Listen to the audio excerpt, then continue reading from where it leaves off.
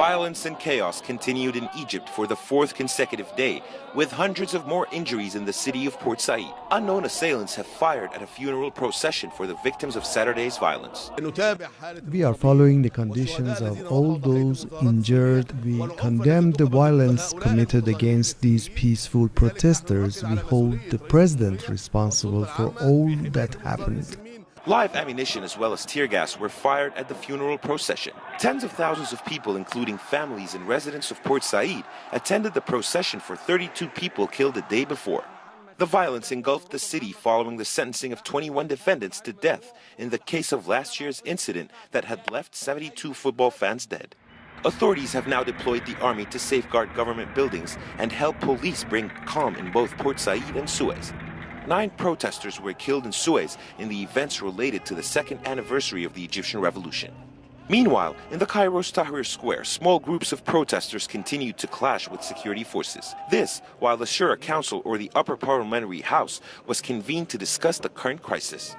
Security forces fired tear gas and warning shots in an attempt to disperse angry protesters. General public and opposition have criticized President Mohamed Morsi and the government for the lack of direction.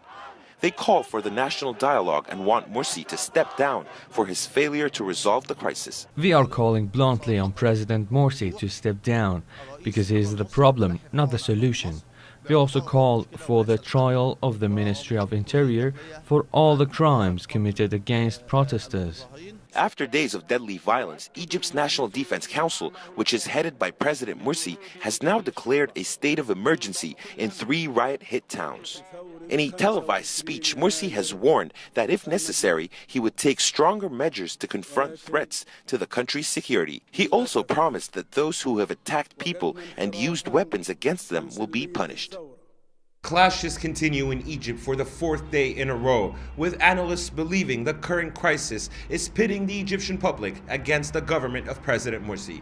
They say this situation could leave its mark on the political scene, with signs of mistrust begin to emerge between the people and the government. Karim Gamaluddin, Press TV, Cairo.